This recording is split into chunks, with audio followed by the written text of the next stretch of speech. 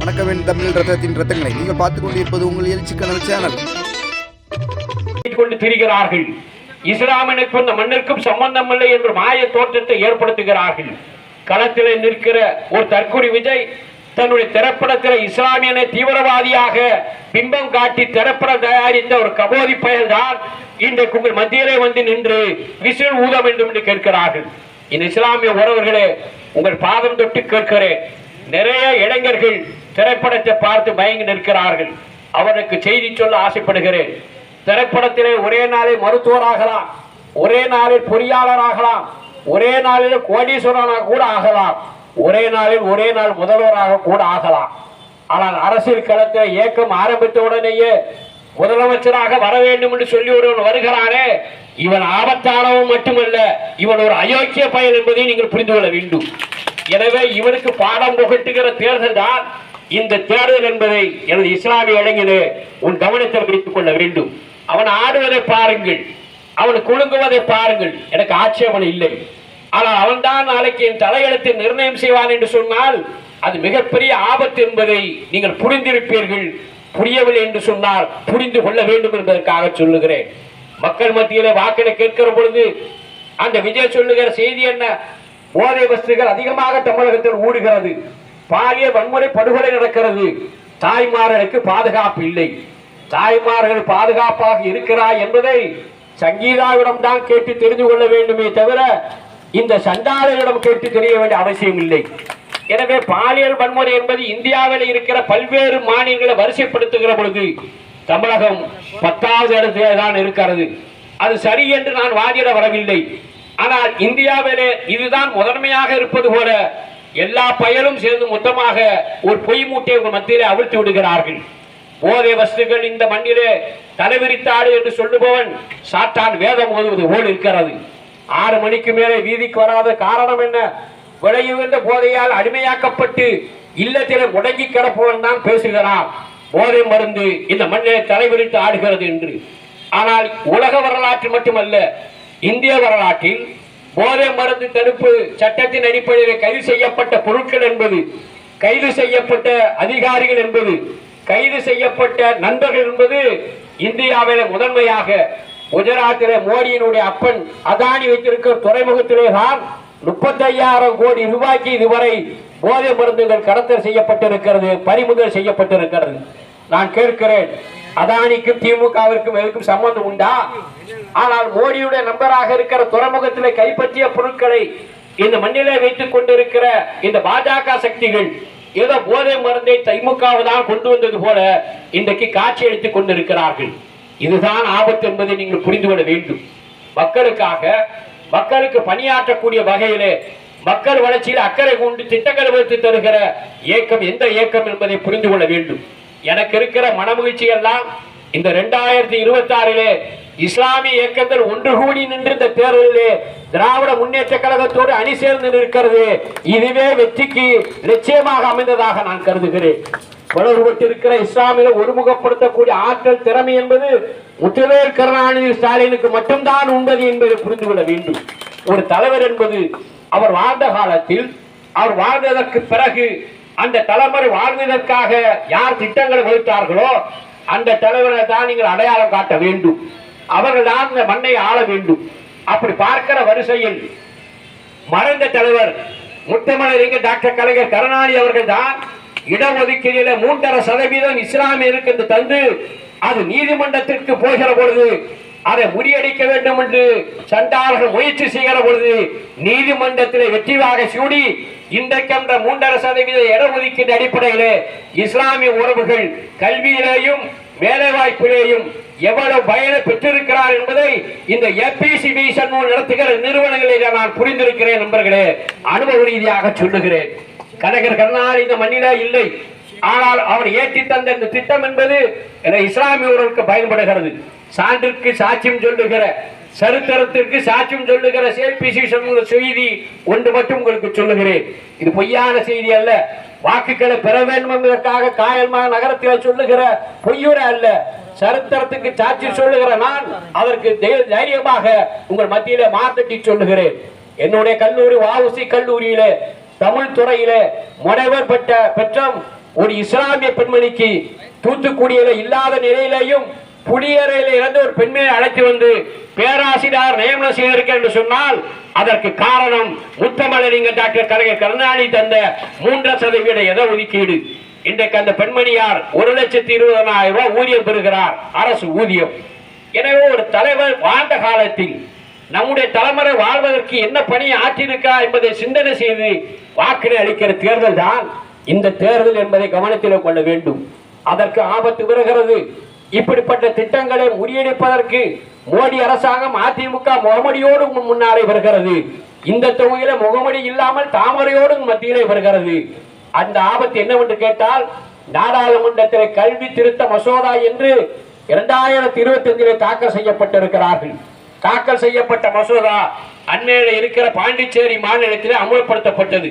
எனக்கு முன்னாலே பேசிய நம்பர் யாரோ சகோதரி தமிழிசை பற்றி பேசினார்கள். அந்த அம்மையார் ஆளுநராக இருக்கிற பொழுது 7 பல்கலைக்கழகங்கள் அந்த மாநிலத்தில் இருந்தது. அந்த 7 பல்கலைக்கழகங்களும் இந்த மசோதாவை அறிமுகப்படுத்தியதற்கு பிறகு 7 கல்லூரியாக மாறியது. பல்கலைக்கழகம் கல்லூரியாக வரலாறை நீங்கள் பார்த்திருக்கிறீர்களா? 7 கல்லூரியாக மாறியதோடு மட்டுமல்லாமல் அங்கே இடஒதுக்கீடு என்பது முற்றிலுமாக மறுக்கப்பட்டிருக்கிறது. அது மட்டுமல்ல அன்புக்குரியவர்களே, நான் கல்லூரி நடத்துகிறேன். கொஞ்சம் கொடிக்கல மேல வயிறு பாருங்க. அந்த கல்லூரியில இன்றைக்கு வணிகவியல் பிகாம் படிக்க வேண்டும் என்று சொன்னால் அரசு உதவி பெறும் கல்லூரி. அரசு கல்லூரியிலே 3,500 ரூபாய் செலுத்தி ஒரு மாணவன் படிக்கிறார். ஆனால் இந்த கல்வி திருத்த மசோதாவை பாண்டிச்சேரியில் அறிமுகப்படுத்தினால் அங்கே பிகாம் படிக்கிற மாணவன் 35,000 ரூபாய் செலுத்தி படிக்க வேண்டும். 3 மாத காலமாக வீதியிலே போராடுகிறான். பாண்டிச்சேரியிலே ஊடகங்கள் செய்தியாக தரவில்லை. அந்த திருத்த மசோதாவை தமிழகத்தில் நுழைவிடாமல் தடுத்தவர் முத்துவேல் கருணாநிதி ஸ்டாலின் என்பதை உங்கள் கவனத்துக்கு கொண்டு வர ஆசைப்படுகிறேன். இப்படி ஆபத்தான திட்டங்களை, ஆபத்தான சட்டங்களை முறியடிக்க வேண்டும் என்று சொன்னால் மீண்டும் திராவிட மாடல் அரசு அமைந்தாக வேண்டும். இந்த 6 மாத கால பாண்டிச்சேரி போராட்டத்தை எந்த பத்திரிகையாவது எந்த ஊடகங்களாவது எழுதவில்லை. மாறாக ஜோசப் விஜய்க்கு அதிகமாக கூட்டம் வருகிறது என்று எண்ணுகிறார்கள். அதை எழுதுகிறார்கள், படம் பிடித்து காட்டுகிறார்கள். தவறில்லை. நான் இன்னும் பார்க்கிறேன், சினிமாக்காரனுக்கு கூட்டம் வருவது ஒன்றும் புதிதான செய்தி அல்ல. என்னுடைய வயதில் நானும் சினிமா பார்த்தவன். நான் சிறு வயதில் அப்ப ஆட்டுக்கார அலுமேல் என்று ஒரு படம் வரும். அந்த படத்திலே ஒரு கடா ஆடு நடக்கும். அந்த படம் 100 நாள் ஓடிய பிறகு அந்த ஆடு கடாவாக நடித்த அந்த ஆட்டை எல்லா திரையரங்குகளிலேயும் காட்சி பொருளாக கொண்டு வந்தார்கள். தமிழகம் முழுவதும் ஒரு காட்சிக்கு மட்டும் அந்த ஆடு காட்சி அளிக்கும். அப்ப அடிக்கிற பொழுது திரையரங்கம் பூரா நிரம்பி வழியும். ஆடை பார்ப்பதற்கு இந்த தமிழக மக்கள் ஓடாடி வந்தார்கள். அப்போது என் மரியாதைக்குரிய கவிஞர் கவிஞர் ரஹ்மான் அவர்கள் 2 வரிகள் மட்டும்தான் இந்த நாட்டு மக்களுக்கு செய்தியாக சொன்னார்கள். ஆட்டுக்கார அலுமேலு ஆடு கம்பீரமாக நின்றது, ஆனால் தமிழக மக்கள் மந்தையாக மாறினார்கள் என்று 2 வரிகளிலே மக்களுடைய உணர்வை வெளிப்படுத்தியவர் தான் கவிஞர் அப்துல் ரஹ்மான் அவர்கள். எனவே ஆட்டுக்கே அப்படி கூட்டம் ஆடுகிறது போட்டால் ஆட்டம் கூடுகிற உனக்கு கூட்டம் வருவது ஒன்று பிரிதல்ல. ஆனா அதுவே இந்த நாட்டில் வாக்கினை தீர்மானிக்கும் என்று, இந்த ஜனநாயகத்தை தீர்மானிக்கும் என்று ஊடகங்கள் செய்தி எழுதுகிற பொழுது புதுச்சேரியிலே என் இளைஞன் 5,000 ரூபாய்க்கு படிக்க வேண்டிய படிப்பை 50,000 ரூபாய்க்கு படிக்கிறார் என்ற செய்தியை 6 மாதமாக போராடுகிறானே, ஏன் வீதியிலே நீங்க எழுத தயங்குகிறீர்கள்? இதுதான் என்னுடைய கேள்வி. அந்த நிலை தமிழகத்திற்கு வரக்கூடாது என்பதற்காகத்தான் இன்றைக்கு களத்திலே நாம் அனைவரும் ஒன்றுபட்டு நின்று உங்கள் மத்தியிலே வாக்களை கேட்கிறோம். யார் வெற்றி பெறுகிறார், யார் அமைச்சராகிறார், யார் இந்த நாட்டில் பிரதிநிதியாக வருவது என்பது ஒரு புறம் இருந்தாலும், ஜனநாயக ரீதியாக நமக்காக நம்மை பற்றி சிந்திக்கிற, நம்முடைய வாழ்வில் வளம் பெறுகிற, நம்முடைய வாழ்வை ஏற்றம் பெறுகிற, நமக்கு ஒளியேற்றுகிற ஒரு வாழ்க்கை தந்திருவதற்காக ஒரு பிரதிநிதி வர வேண்டும் என்பதற்காக நடக்கிற தேர்தல் என்பதை மறந்து விடாதீர்கள். இன்றைக்கு மட்டுமல்ல, என்றைக்கும் இந்த நாடு அமைதியாக இருக்கிற ஒரு நிலை மாறக்கூடாது என்பதற்காகத்தான் உங்கள் மத்தியிலே வாக்களை கேட்கிறோம். மதத்தாலோ, இனத்தாலோ, மொழியாலோ, சாதியாலோ, பண்பாட்டாலோ இந்த நாடு சிதறக்கூடாது என்பதற்காகத்தான் மதசார்பற்ற முற்போக்கு கூட்டணி வேட்பாளருக்கு உதயசூரி சின்னத்திலே வாக்களை கேட்கிறோம். ஒரே நாடு, ஒரே தேர்தல், ஒரே மக்கள், ஒரே மொழி, ஒரே மதம், ஒரே கலாச்சாரம் என்று RSS அஜெண்டாவை இந்த மண்ணிலே திணிப்பதற்கு முயற்சி செய்கிற சண்டாளர் கூட்டம் தான் இன்றைக்கு அடிமை கூட்டமாக உங்கள் முன்னாலே நிற்கிறது. இந்த ஒரே நாடு ஒரே தேர்தல் என்பதை முறியடிப்பதற்காகத்தான் நாங்கள் களத்தில் நிற்கிறோம். இது பன்முக மொழியை கொண்ட நாடு, இங்க பன்முக கலாச்சாரத்தை கொண்ட நாடு, பல்வேறு மதங்களை கொண்டிருக்கிற நாடு. என் நாடு அடிமை கட்டி கிடக்கிற பொழுது 200 ஆண்டு காலம் இந்த வெள்ளையன் ஆளுகிற பொழுது என் இந்துக்களோ இஸ்லாமியர்களோ கிறிஸ்தவர்களோ மதம் பார்க்கவில்லை. என் நாடு, என் இந்தியா, என் மக்கள் என்று மட்டும் சிந்தனை செய்தார்கள். அதனால் நாம் விடுதலை பெற்றோம். 65 ஆண்டு காலத்துக்கு மேலாக அண்ணன் தம்பியாக நாம் வாழ்கிறோமே, இந்த ஒரு வெறுப்பு அரசியலை இந்த மண்ணிலே வித்திட்ட சண்டாளர்கள் தான் கரம் கோர்த்து உங்கள் முன்னாலே நிற்கிறார்கள். அன்புக்குரியவர்களே, இது செய்தியாக மட்டும் உங்களுக்கு நான் தரவில்லை.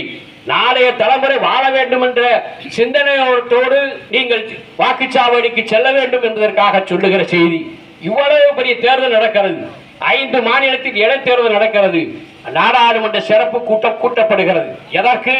இந்த நாட்டில் என்ன வறுமையா, பசி பட்டினியாக மாணவர் சாகிறார்களா, மிகப்பெரிய வெள்ளம் வந்து விட்டதா, அல்லது மிகப்பெரிய சண்டை இங்கு நடக்கிறதா? எதற்கு நாடாளுமன்ற சிறப்பு கூட்டம்? எதற்கு என்று கேட்டால், மகளிர் இடஒதுக்கீடு தருவதற்காக அவசர சட்டம் நிறைவேற்றுகிறோம் என்று எப்படி எடப்பாடி முகமூடி அணிந்து கொண்டு தாமரை வருகிறதோ, அதுபோல் மகளிர் உள்ளொதுக்கீடு என்று சொல்லிக் கொண்டு தொகுதி வரமுறை சட்டத்தை திருத்துவதற்கு, இந்த அரசியல் சாசன திட்டத்தை திருத்துவதற்கு இந்த பாவிகள் இன்றைக்கு நாடாளுமன்றத்தில் சிறப்பு கூட்டமாக கூட்டியிருக்கிறார்கள். அதைத்தான் தமிழகத்தில் முதலமைச்சர் சொல்லுகிறார். அந்த சட்டம் நிறைவேற்றப்பட்டால் தமிழ்நாடு 1950 பார்த்த அந்த திராவிட முன்னேற்ற கழகத்தை, 60 பார்த்த திராவிட முன்னேற்ற கழகத்தை மீண்டும் பார்ப்பீர் என்று கேட்கிறார்கள். அமித்ஷா நாடாளுமன்றத்தில் சொல்லுகிறார், தமிழ்நாட்டில் இடங்கள் ஒன்று குறைந்து விடாது, ஒத்துக்கொள்கிறோம், குறையாது. எங்களுக்கு 39 என்பது 49 வரும், அது எங்களுக்கு தெரியும். ஆனால் அதை காட்டி எங்களை ஏமாற்ற வேண்டும் என்று மட்டும் எண்ணாதீர்கள். இன்றைக்கு ஏற்படுகின்ற சட்ட திருத்தம் நடைமுறைப்படுத்தப்பட்டால் 80ஆக இருந்த உத்தரப்பிரதேசம் 160ஆக மாறும், 42ஆக இருந்த பீகார் 77ஆக மாறும், 25ஆக இருக்கிற குஜராத் 55ஆக மாறும், 41ஆக இருக்கிற மத்திய பிரதேஷ் 78ஆக மாறும், 22ஆக இருக்கிற ராஜஸ்தான் 52ஆக மாறும். 5 மாநிலங்களிலே 180 இடங்கள் அதிகமாக்கப்பட்டு என் உரிமை படுக்கப்படுகிறது. பேரறிஞர் அண்ணா அவர்கள் ஒரு காலத்தில் சொன்னார்கள், வடக்கே வாழ்கிறது தெற்கே தேகர் என்று சொல்லுகிற பொழுது இது மாநில பிரிவினை தூண்டுகிற நிகழ்வு என்று நாம் பறைசாற்றினோம். ஆனால் இன்றைக்கு யதார்த்த நிலை என்ன? 160 உறுப்பினர் மட்டும்தான் தென் மாநிலங்களில் கிடைக்கும்.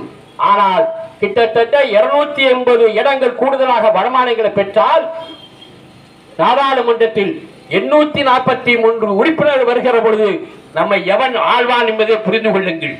எனவே இது அமைதியாக சுரண்டுகிற நிகழ்வு அல்ல, ஆணித்தரமாக இருமாப்போடு ஆணவத்தோடு இந்த நாட்டு மக்களை ஏமாற்றுவதற்காக நாங்கள் மகளிர் ஒதுக்கீடுக்காக மசோதா திருத்துகிறோம் என்று பத்திரிகை வாயிலாக செய்தியை பரப்புகிற அன்புக்குரியவர்களே, அந்த திருத்த மசோதா தடுத்து நிறுத்தப்பட வேண்டும் என்று சொன்னால் இது உங்கள் கரங்களிலே இருக்கிறது. உங்கள் கரங்களை தந்திருக்கிற வாக்குரிமையை உதயசூரியனுக்கு பயன்படுத்தினால் மட்டுமே இதை தடுக்க முடியும் என்பதை நீங்கள் புரிந்து கொள்ள வேண்டும். எனவே வாக்களிப்பதற்கு முன்பாக என்னுடைய உரிமை எங்கெல்லாம் பறிக்கப்படுகிறதோ அதற்கு எவன் குரல் கொடுக்கிறான் என்று எண்ணி பாருங்கள். இன்றைக்கு இந்தியா முழுமையும் இப்படி நசுக்கிற குரலை, விளிம்பு தட்டில இருக்கிற மக்களின் உரிமை குரலை எவன் நசுக்குகிறானோ அவனை எல்லாம் எதிர்த்து குரல் கொடுக்கிற ஒரே முதலமைச்சர் முத்துவேல் கருணாநிதி ஸ்டாலின் என்பது மட்டுமே உங்கள் மனதிலே நீங்கள் வைத்துக் கொள்ள வேண்டும். அவர் ஆணித்தரமாக இன்றைக்கு பாஜக செயல்படுகிற அத்தனை மோசடிகளையும் இன்றைக்கு தோலுரித்து காட்டுகிற திராவிட மாடல் அரசுதான் மீண்டும் எனக்கு ஒரு வாய்ப்பினை தாருங்கள் என்று உங்கள் மத்தியிலே கேட்கிறார்கள். எல்லா தேர்தலிலும் வாக்கினை கேட்பது அரசியல் இயக்கங்கள் நிகழ்வாக இருக்கிறது. வாக்குகளை கேட்கிற பொழுது இதையெல்லாம் நாங்கள் செய்கிறோம் என்று சொல்லிதான் உங்கள் மத்தியிலே வாக்கினை கேட்பார்கள். ஆனால் திராவிட முன்னேற்ற கழக அரசு மட்டும்தான் இத்தனையும் செய்திருக்கிறோம். 5 வருடத்தில் இத்தனை பயனாளிகளை நீங்க பெற்றிருக்கிற என்று இருமாப்போடு ஆணவத்தோடு சொல்லுகிற ஒரே அரசு திராவிட மாடல் அரசு, முத்துவேல் கருணாநிதி ஸ்டாலின் என்பதை மறந்து விடாதீர்கள். மகளிர் உரிமை தொகை தருகிற பொழுது நாட்டு மக்களுக்கு செய்தியாக அளப்பறைகளும் தற்கொலைகளும் என்ன சொன்னார்கள்? அரசு கஜோனா காலியாகிவிடும் என்று சொன்னார்கள். 6500 கோடி ரூபாயை உதயசூரியன் ஒதுக்கின்ற பொழுது 6 மணிக்கு அலைபேசியிலே தாய்மார்களுக்கும் சகோதரிகளுக்கும் பரிசாக தந்தாரே நம்முடைய முதலமைச்சர் அவர்கள். அதை தருகிற போது முகத்தில் ஏற்பட்ட மலர்ச்சி இந்த திராவிட மாடல் அரசு கிடைத்த வெற்றியாக நான் கருதுகிறேன். அப்படி கருதுகிற பொழுது அதையும் நீங்கள் ஸ்டாலினை விட திறமையான ஆட்கள் நீங்கள், அதை மோடி எடுத்து விடுவார். அடிப்படையாக கணக்கில் இருக்கிற மினிமம் பேலன்ஸ் இல்லைன்னு சொல்லி அந்த ரூபாயை திருடி விடுவான் என்று 8 மணிக்குள்ளே ஏடிஎம் போய் திரும்ப எடுத்தீர்களே என அன்புக்குரிய சகோதரர்களே, உங்களை போன்ற திறமையான நம்பிதான் நான் வாக்களை கேட்கிறேன். உதயசூரியனுக்கு வாக்களிங்கள் என்று கேட்டு, எனவே 6500 கோடியை தருவது என்பது எளிதான காரியம் அல்ல. நான் இங்கே நிற்கிற இஸ்லாமிய பையனுக்கோ மகனுக்கோ அல்லது என்னுடைய நண்பருக்கோ பணம் அனுப்ப வேண்டும் என்று சொன்னால் 10 மணிக்கு வங்கி திறந்து நான் அனுப்ப வேண்டும். அந்த வங்கியோட பணம் உங்கள் கணக்குக்கு வருவது குறைந்து அரை மணி நேரம் ஆகும். ஆனால் 12 மணிக்கு போட்டு 1 மணிக்குள்ளே முடிவு பெற்று 6 மணிக்கு நீங்க உதயசூரியனை உதிக்கிற பொழுது எனக்கு கணக்கில் வந்து விட்டேன்னு சொன்னீர்களே, இதுதான் ஆளுமை திறம், அதுதான் நிர்வாக திறன் என்பதை புரிந்து கொள்ள வேண்டும். எனவே வாக்களிப்பதற்கு முன்பாக நான் ஆரம்ப கட்டத்தில் சொன்னது போல மக்களை பற்றி சிந்தித்து திட்டங்கள் வைப்பது திராவிட மாடல் அரசு. அப்படி திட்டங்களை வகுக்கிற போது மக்களுடைய தரவுகளை முழுவதுமாக தொழில்நுட்பத்தை பயன்படுத்தி இந்த மண்ணிலே இருக்கிற 2.5 கோடி தாய்மார்களுக்கு எது தேவை என்பதை புரிந்து கொள்வது அந்த அரசினுடைய கடமையாக கருதுகிறது. புரிந்து கொண்டதற்கு பிறகு அந்த திட்டங்களை வகுக்கிற பொழுது நான் அறிவித்த அந்த பயனாளிகள் போய் சென்றடைய வேண்டுமே, அது வேகமாக செல்ல வேண்டும் என்று சொல்லி அதற்கும் நவீன தொழில்நுட்பத்தை பயன்படுத்தி அது விரைவாக சென்றடைய நிறைவேற்றுகிற அந்த ஆளுமை திறன் இருக்கிறதே, அது இந்தியாவிலே முத்துவேல் கருணாநிதி ஸ்டாலினுக்கு மட்டும்தான் உண்டு என்பதை புரிந்து கொள்ள வேண்டும். எனவே இவற்றிற்காக நீங்கள் வாக்களிக்க வேண்டும் என்று மட்டும் நான் கேட்கவில்லை. என் அடுத்த தலைமுறை வாழ்வதற்கு எவன் நமக்கு செய்கிறான் என்று எண்ணி பாருங்கள். எண்ணற்ற இளைஞர்கள் தன்னுடைய திறனை மேம்பாட்டு வளர்த்துக் கொள்ள வேண்டும் என்ற அடிப்படையில் புதுமை பெண்ணு, நான் முதல்வன், மக்கள் மருத்துவம், இல்லந்தோறு கல்வி என்று தாய்மானவர் திட்டம் என்று பல்வேறு திட்டங்களை பார்த்து பார்த்து செய்கிற முதலமைச்சர். நான் என்னுடைய அரசியல் வாழ்க்கையில் 50 ஆண்டு காலம் பயணித்து இருக்கிறேன். பெருந்தலைவர் காமராஜருக்கு பிறகு அடித்தளத்தில் இருக்கிற மக்களை பற்றி சிந்திக்கிற ஒரே முதலமைச்சராக அருமை தலைவர் முத்துவேல் கருணாநிதி ஸ்டாலினை நான் பார்க்கிறேன். மதிய உணவு தத்தவர் நம்முடைய பெருந்தலைவர் காமராஜர் அவர்கள், அதை சத்து உணவாக மாற்றியவர் எம்ஜிஆர் அவர்கள். ஆனால் இன்றைக்கு காலை உணர்வு இணைத்து என் பள்ளி குழந்தையுடைய பசியை போக்கிட ஒரு முதலமைச்சர் இருக்கிறார் என்று சொன்னால் அது திராவிட மாடல் அரசு தந்து கொண்டிருக்கிற இந்த அரசு. இன்றைக்கு ஒரு குற்றச்சாட்டை வைக்கிறார்கள், வாரிசு அரசியல். வாரிசு அரசியல் என்று தவறு. குடும்பம் நடத்துகிறோம், வாரிசு இருக்கிறது. இது மோடியும் சொல்லுகிறார், என் அருமை தம்பி ஜோசப் விஜயும் சொல்லுகிறார். வாரிசு தருகிற வாய்ப்பு எங்களுக்கு இருக்கிறது.